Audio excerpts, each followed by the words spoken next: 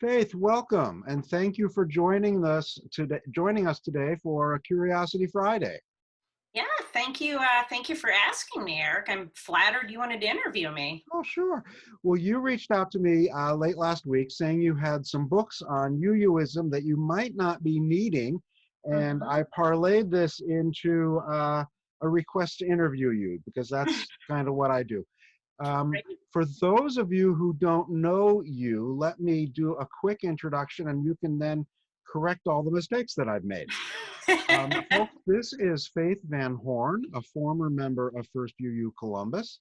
Um, she was part of the now called Millennial Covenant Group, Hmm. and I know that she took our Diversity Learning Circle class with Jennifer Brooks and myself, and Hmm. later joined our worship team for a while. Hmm. I don't know if that was before or at the early stage of your time in seminary up in Delaware. It Um, was right around that time. I okay, was just okay. starting. Hmm. And did a beautiful thing by, if I'm remembering correctly, Faith, you wrote a letter saying you were resigning your membership, which very rarely happens. Did that happen? You're That was not me. okay. I Okay. remember things wrong. We'll edit that out. Okay. We'll edit that out. Um, but you no longer consider yourself a Unitarian Universalist. So where is your journey taking you? And that's a lead in if it's not clear. Sure. Yeah. So to get there, I'll talk a little bit about my background briefly. Thank you. So yeah, I grew up in kind of a rural small town. When I was younger, our family attended a fundamentalist Pentecostal church, Mhm. and I grew up believing. Well, we were told to believe that evolution was not something we were to believe in. That this contradicted Scripture. We were also told that anyone who was LGBTQ was essentially going to hell. It was there were a lot of messages I got that were not very life-giving. And when I got to be about 12, 13 and start asking those kind of difficult questions, I found that that church was just no longer a place for me.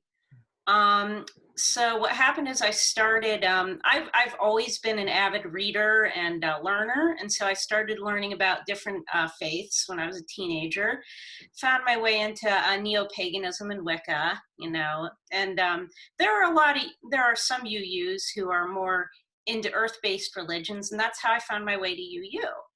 And what I always appreciated about UU and still appreciate about UU is just the ability to ask hard questions and the ability to not be afraid of where those questions take you. And that's something that I carry forward with me. Great. Um, so when I got to seminary, I I just it is a Methodist seminary. It's very open to different faiths, and when I got there, one of the first things I did before classes even started was I went to a Christian service, which was something that made me a little nervous, given my background. And but we did have Christian services at chapel, and I took communion, and I'm sure I must have taken communion as a child. I didn't really remember it, but I had this really kind of powerful spiritual experience in taking communion. Mm. And that was something that, in my understanding of how, faith works, it's about, critical inquiry is very important, but this kind of idea of coming into faith in this kind of more mystical encounter way was something that I felt, in my time in Wicca and neo-paganism, it's like that was part of it, but this was really something special. And it started making me ask some different questions. And from there, I was taking theology, like Christian theology, in addition to UU theology. And I just found myself really drawn to the person and work of Jesus. And so coming back into this kind of relationship with God through Jesus is what led me back to the Christian faith. So that's kind of where I am now. Does that answer your question for you? Wow. Yeah. No, that does. That does. That does. I'm remembering, and I may have included this in a sermon at some point. There were members of the congregation where I served as an interim minister that kind of adopted me as my California grandparents. Um, Yes, I do remember this story. and they had a daughter. When she was 16, she flew to, if I'm remembering correctly, Amsterdam, and was Mm, talking to an African American sitting next to him on the plane, and he witnessed to her, and she responded with a little you precociousness, like, my heart is at rest and I don't have Jesus, I'm just fine. And mhm, upon reflection, she realized how much her heart was not at ease, mm, and she is now a full-time Christian missionary. It caused difficulty for the family. It took a lot for her father to accept her. Thankfully, they were able to reconcile before he died. And mm, when the family flew me back to California to do his memorial service a few years ago, I was able to speak to that daughter again, and really, really glad they were able to reconcile while yeah. she was still alive. And he had to come to terms with the Christ and the God that she believed in was not the God he grew up with. And his father was a sin and damnation preacher, and that Mm, was not what she was ascribing to. yeah. That's very much like my experience. You know, the way that I understand my faith now and live it is out of a place of love, where I was kind of raised to live out of a place of fear. It's like you are always kind of like one thread away of being dropped it straight into hell. Sure. But yeah, and so that's just not where I am with my faith now. Thankfully, my relationship, my family members aren't terribly religious, so either way, so um it's and I've maintained good relationships with my UU friends. I will say my timing was not great. um I had this kind of conversion experience in November of 2016, and this was at a time when you start with the election, and you saw like all of these statistics coming out around 81% of white evangelicals voting for Trump. And my way of coming to faith has some things in common with evangelicalism in terms of this kind of heart experience. And so it was very, very awkward to be with like my UU friends and colleagues and be like, hey, I know that there's this group who like there's like so many issues politically and things with right now. And guess what? I just had this experience and I'm Christian at a time when, gosh, just a really complicated time. So that was a little awkward, but I'm very lucky in that I'm still friends with all my Millennial Covenant Group folks. I still have attended. I've dropped in from time to time, and so I'm really lucky that way. But there was some awkwardness, but it's been good. I think it's been a learning experience for me, and it's just living into it. So I'm trying to remember, Faith, when did you graduate from Methesco in Delaware, the I seminary? graduated last May. Terrific. Congratulations. Well, I'm Thanks. kind of relieved it was a year ago and you're not having to deal with all of that now Well, with I'm in a much COVID-19. better place now, and I think it was just like I say, that timing was especially difficult. Sure, But sure. and yeah. I was talking to Amber Scott, our religious educator, and she was reminding me that you, one, did come back to the First Friday sometime late last year or early this year, and I remember Hmm. seeing you there. Yeah. And I'm trying to remember now, the faith community that you've been a part of for the last couple of years has its worships on Sunday evening. Is that correct? Yeah, I'm a member of Blue Ocean Faith Columbus, and we do our services are all online now, like everyone, at 6 p.m. Okay, okay. Tell me a little bit about that church. I've seen some online things of theirs, but that was quite a while back. I was looking out and trying to figure out who they were when you said you were originally going there. Oh Um, yeah. Tell me about the church. Yeah, so Blue Ocean Faith Columbus is part of the Blue Ocean Faith, sort of a movement of churches. And our pastor is Brian Witten, who is actually just graduating from MTSO. Okay. He's ordained ELCA, and but he's now pastor of our church, which is non-denominational. He and his husband Mike are both very active in ministry. And Blue Ocean's Faith's background is it sort of comes out of the Vineyard movement, if you're familiar with that at all. So that's kind of a more charismatic evangelical movement. And what happened was, because there were parts of that movement that wanted to accept LGBTQ people into full membership and leadership and ministry, and this caused some tensions. And so Blue Ocean Faith became its own movement. And as you can tell, when I talk about my pastor and his husband, you can see, where we come on that issue. But what's meaningful for me is to be a member of a church that is fully inclusive, is following Jesus and the Christian faith, and still maintain some of those charismatic roots that are really important to me in my spirituality and how I live my faith.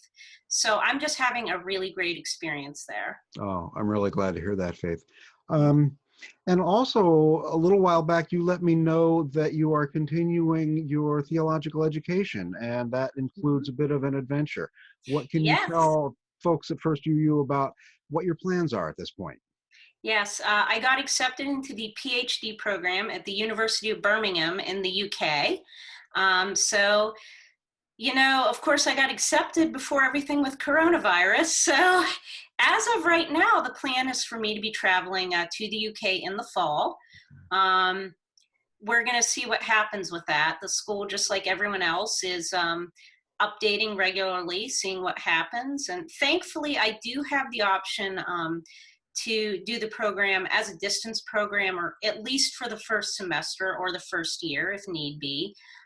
So I'm just kind of in a wait and see place, but I'm definitely going to be starting in the fall, and for a PhD in theology and religion.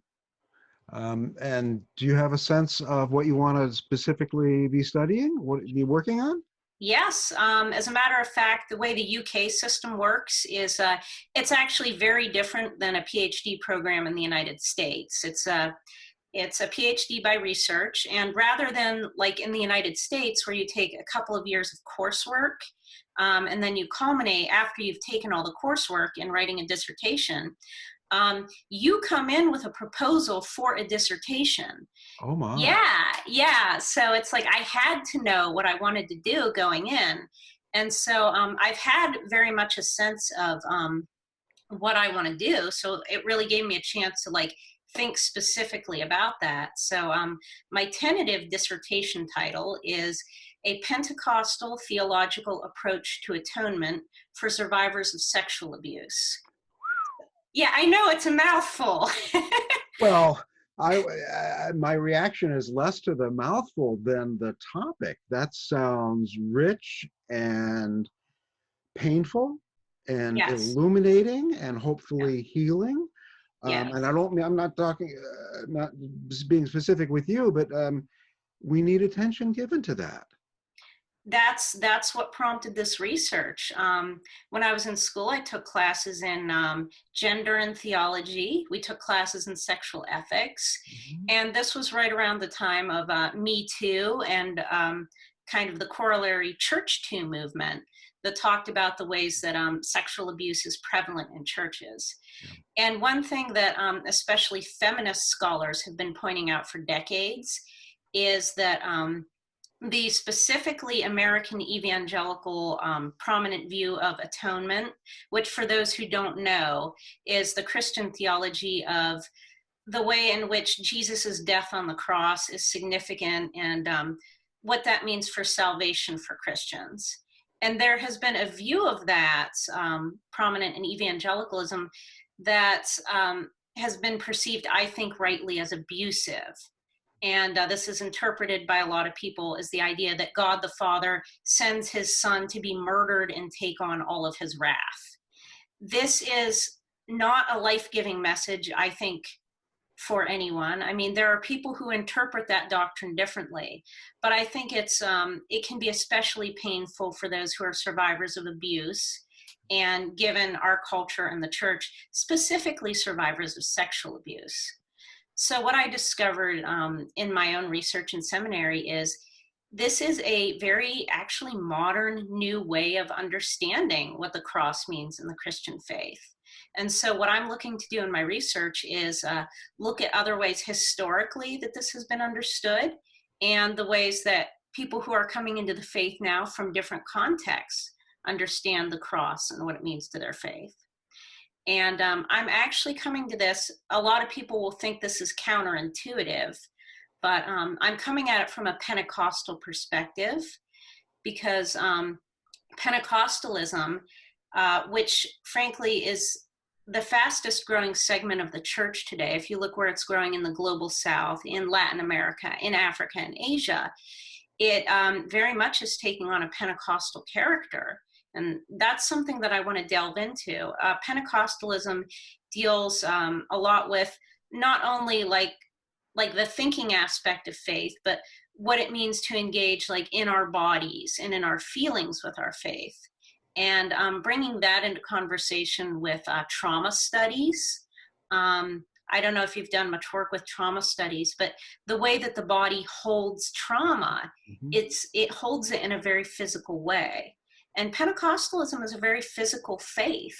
And when people talk about healing, when people talk about coming to this new place through a relationship with God, through a relationship with Jesus, this is something that I'm really interested in exploring from a place that's progressive, from a place that takes seriously the stories of survivors. And I'm excited to see where it goes. Oh, that sounds really excited. I'm remembering a workshop I went to, Faith. This was the Jesus seminar, and I don't remember what the topic was that evening, but what struck me the most was just a brief excerpt from a conversation I had with one of the other pastors there during the break. We were getting coffee or tea or something. And he said, this is all really good, but the work that we've got is how to bring this back to our churches. Yeah. Perspective in that case on the historical Jesus. But let me ask you this. What do you hope to do with your research? Are you wanting to bring this back? Are you wanting to teach? This sounds like a really important work and study and area of focus. How are you going to, what audience are you hoping for? Well, the work that I want to do is I would like to teach. And this is one of those things where I'm kind of like putting out a vision I have that doesn't really necessarily exist yet. So I'd really like to teach at the intersection of seminary, church, and society. So I'd love to be able to teach like in the community in ways that talk about sexual abuse and faith in churches. I would love to help churches develop curricula that look at the ways that when Christian preachers are preaching specifically about the cross, being very careful about how they preach about it, their understanding of it, that there may be survivors in their churches, that there are definitely survivors in their churches, and that those preaching, many of them are survivors themselves. And it can be a way for people who are Christian to integrate their faith in new ways. And also to say for folks that may have grown up with this very limited understanding of atonement, that there are other ways to understand it. So that's not all that it is meant for Christians, and that's not all that it does mean. And so, yeah, I'd really like to educate in that way, church, seminary, community. Oh, that's fabulous. And I'm caught because many of the people in our congregation may think of the term atonement as a purely Christian idea that really has maybe no place in a modern Unitarian Universalist faith. But Aidan Ballou, an early Universalist preacher, wrote a treatise called the Treatise on Atonement. This is very much part of Universalist history and theology. I'm really curious to see and read what you write, Faith. Well, I want everyone to read it. I mean, assuming it's good. So we're going to trust that. Come on. How long will this, how long will it take you to get the PhD, do you think? I don't know. I don't know about the UK system. So this is another difference in the UK system. I have to be done in 4 years. Wow. So, but since I'm not taking coursework, I may have to take modules. In other words, as I find as I'm writing my dissertation, which is a research dissertation, I'm going to need education in, for example, how to conduct research. I'm going to be interviewing survivors. That's going to be a key piece of my research, and integrating that with theology. So I'm going to need to take classes in probably research, interviewing. I've taken research classes because I also have a master's degree in library and information science, but specifically for theology. So I will be taking modules as I need to, but the majority of my work is just going to be in doing the reading and research and interviewing and putting together the dissertation. So that is 3 years, and then I have an additional year for writing up. So many people have commented that it is, you have to be committed, which I am, because, you know, there are a lot of folks who take a PhD in the States who end up ABD, you know, all but dissertation, because it's not, you don't have that kind of freedom in the UK system, but it's also a good motivator for me to stay on task. So I can understand that. Well, Faith, I think we need to close it here out of respect for your time, but thank you. This has been illuminating. One thing for our viewers, I didn't ask, but ELCA is the Lutheran Church of Evangelical Lutheran Church of America? Yes. Okay. They're another fully inclusive, progressive Christian denomination. Yeah. One little anecdote, because I can't resist. In a former congregation, the local Rabbi Rick Weiner, and I went to the local Vineyard Church, and we realized only as we were leaving that no one was talking to us. No one approached us whatsoever. And the best answer we can give is they thought probably we were a gay couple, which would have been an honor. But when you said that your group was an offshoot, a more progressive, politically and socially offshoot of Vineyard, I couldn't help but think of that little vignette. Yeah, and I do want to point out Vineyard is very socially active in many causes. It's just they are not fully inclusive in that same way. Thank you for that. And I was speaking only from my experience or my interpretation of my experience. I'm not, no other judgments there. Yeah, as we all do. Faith, thank you. Good luck, whether you are on your way physically to the UK or studying there remotely from Columbus. All the best to you. Thank you. You too. And good luck to everyone pastoring in this time. You know, my heart goes out to you. Appreciate it, Faith. Take care. Thanks. Thank you.